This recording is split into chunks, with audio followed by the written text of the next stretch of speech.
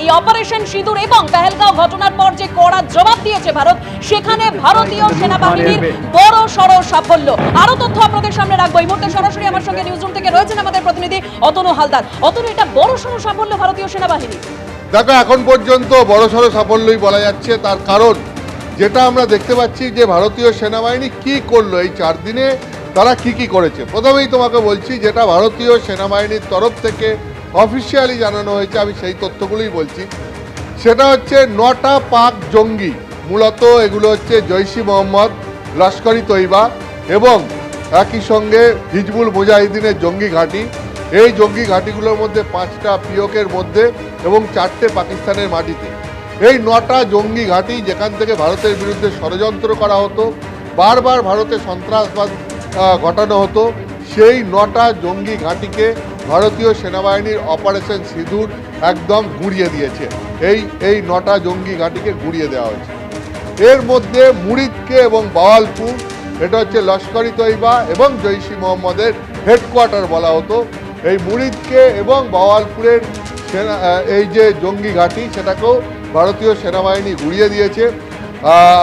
মাসুদ আজহার বা হাফিজ সঈদ, এই রকম যারা একদম ভারতবর্ষের বিরুদ্ধে দীর্ঘদিন ধরে যারা জঙ্গি কার্যকলাপ ঘটাচ্ছে, ষড়যন্ত্র করছে, তাদের আস্তানা এগুলোতে বড়সড় আঘাত হানা গেছে। এবং তুমি জানো যে মাসুদ আজহারের পরিবারের 10 জন এবং তার 4 অনুচর সহ 14 জনের মৃত্যু হয়েছে। ঠিক একইভাবে এই সংখ্যাতে যেটা জানা যাচ্ছে যে অন্তত 100 জন জঙ্গির মৃত্যু হয়েছে। এই 9টা জঙ্গি ঘাঁটিতে অন্তত 100 জন জঙ্গির মৃত্যু হয়েছে। এবং এই শুধু 100 জন যে জঙ্গির মৃত্যু হয়েছে, তার মধ্যে অন্তত 3 জন জঙ্গি রয়েছে যারা কুখ্যাত জঙ্গি হিসাবে পরিচিত, যারা একের পর এক ষড়যন্ত্র ভারতের বিরুদ্ধে করেছে। সেই 2001 সালের কান্দাহার 1999 সালের সেই 1999 সালের কান্দাহার বিমান ছিনতাই থেকে একদম 2008-এ মুম্বাইয়ে যে জঙ্গি হামলার ঘটনা ঘটেছে, এই সমস্ত জঙ্গিদের এবং এমনকি পুলওয়ামাতে যে সিআরপিএফ জওয়ানদের ওপর যে অ্যাটাক হয়েছিল, সেই অ্যাটাকের যারা মাস্টার মাইন্ড, যারা যুক্ত বা যাদের প্রশিক্ষণ দেওয়া হয়েছে, এই সবের সঙ্গে যারা জড়িত ছিল সরাসরি, তাদেরকে নিকেশ করা সম্ভব হয়েছে। এরপরে আমি তোমার কাছে আসি যে সেনাবাহিনী, পাকিস্তান সেনাবাহিনীর ওপর কি আঘাত হয়েছে। আজকে তুমি শুনেছ যে ভারতীয় সেনাবাহিনীর তরফ থেকে যে সাংবাদিক সম্মেলন করা হয়েছে, সেখানে বলা হয়েছে যে ভারতের অভিযান ছিল জঙ্গিদের বিরুদ্ধে, কিন্তু দুর্ভাগ্যজনকভাবে পাকিস্তান সেনাবাহিনী সেই জঙ্গিদের হয়ে ব্যাট করতে নেমে পড়ে। আমরা দেখিয়েছি জঙ্গিদের শেষকৃত্যে কীভাবে পাকিস্তান সেনাবাহিনীর lieutenant general, major general, brigadier পদমর্যাদার অফিসাররা সেখানে তাদেরকে শেষ শ্রদ্ধা জানাতে হাজির ছিল। এ অভাবনীয় বিষয়, ভাবা যায় না। ঠিক সেই পাকিস্তানের সেনাবাহিনী যখন ভারতবর্ষের 15টি শহরকে লক্ষ্য করে বিভিন্ন সেনা ছাউনি লক্ষ্য করে আঘাত আনতে শুরু করে, তখন ভারতীয় সেনাবাহিনীর তরফ থেকে যে আঘাত পাল্টা পাকিস্তানে হানা হয়, তাতে জানা যাচ্ছে 35 থেকে 40 জন পাকিস্তানি সেনার মৃত্যু হয়েছে। 11টা এয়ারবেস সহ পাকিস্তান সেনাবাহিনীর 13টি জায়গায় গুরুতর আঘাত আনা হয়েছে। আঘাত আনা হয়েছে কোথায়? ইসলামাবাদে, লাহোরে, করাচিতে। ভারতের এয়ার ডিফেন্স সিস্টেমে আটকে গেছে পাকিস্তানের চীনা ক্ষেপণাস্ত্র। চেষ্টা করেও ভারতীয় সীমানায় বারবার ঢুকতে ব্যর্থ হয়েছে পাকিস্তানের ফাইটার জেট। পাকিস্তানের ব্যবহার করা অসংখ্য তুরস্ক থেকে আনা ড্রোন, সেগুলোকে ধ্বংস করে দিয়েছে ভারতীয় বাহিনী। এবং শুধু তাই নয়, এটা তো গেল যেরকম আমি তোমাকে বললাম যে ভারতীয় সেনাবাহিনীর স্থলসেনা এবং এয়ারফোর্সের সাফল্য, ঠিক একইভাবে সমান কার্যকারিতার সঙ্গে ভারতীয় নৌবাহিনী আরব সাগরের ওপর দিয়ে পাকিস্তান যে সমস্ত ফাইটার জেট ঢোকানোর চেষ্টা করেছিল, সেগুলো ভারতীয় যুদ্ধজাহাজ থেকে MiG-21K, সেই MiG-21K অত্যন্ত সতর্ক পাহারার সঙ্গে সেগুলোকে সব আটকেছে।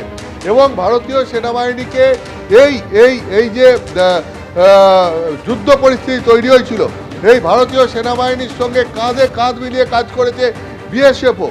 এবং এই একই সঙ্গে বেশ কিছু বিএসএফ এবং ভারতীয় সেনাবাহিনী মিলে জঙ্গিদের লঞ্চ প্যাড, অর্থাৎ যে সমস্ত জায়গায় এসে জঙ্গিরা থাকে এবং সুযোগ বুঝে এই জঙ্গিরা সীমান্ত পেরিয়ে ঢুকে পড়ে, সেই জঙ্গিদের লঞ্চ প্যাডও, অনেকগুলি লঞ্চ প্যাডও ধ্বংস করে দিতে সক্ষম হয়েছে ভারতীয় সেনাবাহিনী এবং বিএসএফ।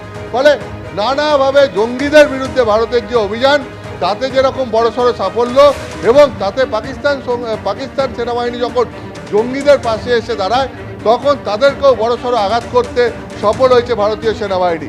এরকমটাই ভারতীয় সেনাবাহিনীর তরফ থেকে প্রেস কনফারেন্স করে যাওয়া হয়। একেবারে অতনু, তুমি আমাদের সঙ্গে থাকো। অর্থাৎ যে বিষয়গুলো সামনে এসেছে, যেটা বারবার আমরা তুলে ধরেছি আপনাদের সামনে, যে ভারতের যে এয়ার ডিফেন্স সিস্টেম তার কামাল, ভারতের এয়ার ডিফেন্স সিস্টেমের কামাল, এবং এয়ার ডিফেন্স ওয়েপন ব্যবহার করেছে ভারত। আজকের যে প্রেস ব্রিফিং, সেখানে ডিজিএমও রাজীব খাই কি বলেছেন শোনাবো। पिछले कुछ सालों में आतंक की गतिविधियों का कैरेक्टर जो है उसमें कुछ बदलाव आ रहा था। अब हमारी मिलिट्री के साथ साथ मासूम सिविलियंस जो कि अपना बचाव करने में विफल थे, उन पर भी हमले हो रहे थे। 2024 में जम्मू सेक्टर में शिवखोरी मंदिर को जाते हुए यात्री, और इस साल अप्रैल में पहलगाम में मासूम पर्यटक इस खतरनाक ट्रेंड के विशेष उदाहरण हैं। पहलगाम तक पाप का ये घड़ा भर चुका था, क्योंकि आतंकियों पर हमारे सटीक हमले लाइन ऑफ कंट्रोल और इंटरनेशनल बाउंड्री को पार करे बिना किए गए थे। हमें पूरा अंदेशा था कि पाकिस्तान का वार भी बॉर्डर के उस पार से ही होगा। इसलिए हमने अपनी एयर डिफेंस की पूरी तैयारी पहले से ही कर ली थी। हमारी इन्वेंट्री में शामिल counter manned aerial systems, electronic warfare के साधन और एयर डिफेंस वेपन्स का इंडियन एयरफोर्स के इसी प्रकार के सिस्टम्स के साथ एक अनोखा मिश्रण किया गया। कोई मौका नहीं था कि पाकिस्तान एयरफोर्स ये मल्टी टियर डिफेंस को पार करके पीछे हमारी एयरफील्ड या लॉजिस्टिक इंस्टॉलेशंस को टारगेट कर पाए। আমি আবারও চলে যাবো, আমার সঙ্গে রয়েছেন অতনু হালদার সরাসরি নিউজরুম থেকে। অতনু, অর্থাৎ বোঝাই যাচ্ছে যে ভারতের এয়ার ডিফেন্স সিস্টেমের কামাল পাকিস্তানকে একাধিক স্তরে একেবারে আটকে দেওয়া হয়েছে। দেখো, একবারই তাই। এক তো হচ্ছে ভারতের এয়ার ডিফেন্স সিস্টেমের কামাল, এবং দুই হচ্ছে পাকিস্তানের যে এয়ার ডিফেন্স সিস্টেম সেটা কতটা ব্যর্থ হয়েছে সেটাও বলবো।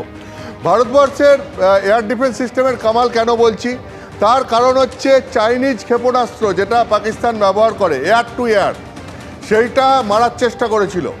ভারতবর্ষের বিভিন্ন শহর লক্ষ্য করে, ভারতবর্ষের সেনাবাহিনীর ছাউনি লক্ষ্য করে এই এয়ার টু এয়ার ক্ষেপণাস্ত্র, চীনা ক্ষেপণাস্ত্র পাকিস্তানের তরফ থেকে মারার চেষ্টা হয়। শুধুমাত্র তাই নয়, পাকিস্তানের যে ফাইটার জেট, সেই জেটগুলো প্রায় 200 বারের ওপর ভারতীয় আকাশসীমার মধ্যে ঢোকার চেষ্টা করে।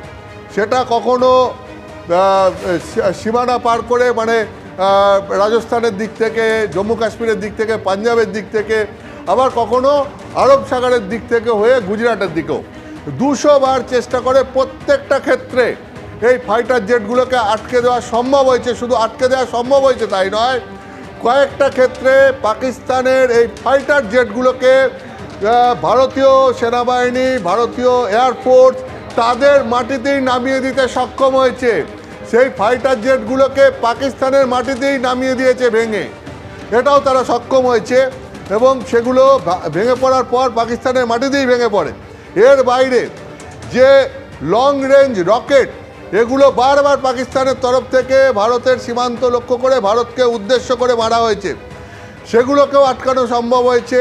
এবং শুধু তাই নয়, যে তুরস্ক থেকে যে ড্রোন নিয়ে এসছে পাকিস্তান, সেই ড্রোনের মাধ্যমে বারবার ভারতের আকাশে সেই ড্রোন পাঠিয়ে, বিস্ফোরক বোঝাই ড্রোন পাঠিয়ে হামলার চেষ্টা করা হয়েছে। এবং অধিকাংশ ক্ষেত্রেই, বা প্রায় একটা দুটো, মানে পাঞ্জাবের একটা ক্ষেত্রে শুধু ফিরোজপুরে একটা ড্রোন ঢুকে পড়েছিল।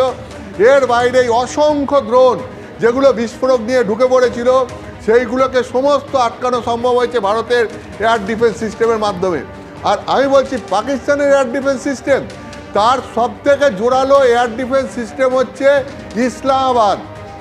ইসলামাবাদের কাছে নূর খান এয়ারবেসে তাদের সবথেকে মানে বড়সড় এয়ার ডিফেন্স সিস্টেম এবং সবথেকে জোরালো এয়ার ডিফেন্স সিস্টেম আছে বলে দাবি করা হয়। সেই নূর খান এয়ারবেসে ভারত একদম সেখানে অ্যাটাক করেছে এবং সেই নূর খান এয়ারবেসে যে স্পেসিফিক অ্যাটাক করা হয়েছে ইসলামাবাদের কাছে, সেই নূর খান এয়ারবেসের অ্যাটাক পাকিস্তান আটকাতে পারেনি, তাদের এয়ার ডিফেন্স সিস্টেম আটকাতে পারেনি, সেখানে স্পেসিফিক অ্যাটাক করা হয়েছে। অথচ বলা হয় যে ওই নূর খান এয়ারবেসের যে এয়ার ডিফেন্স সিস্টেম সেটাই সব থেকে জোরালো। ফলে এটাও তুমি বুঝতে পারছো যে কিভাবে পাকিস্তানের এয়ার ডিফেন্স সিস্টেম ব্যর্থ হয়েছে এবং ভারতের এয়ার ডিফেন্স সিস্টেম S-400 কতটা সক্রিয় সেইটাও এই 4 দিনে প্রমাণ হয়ে গেছে। একেবারে ধন্যবাদ অতনু।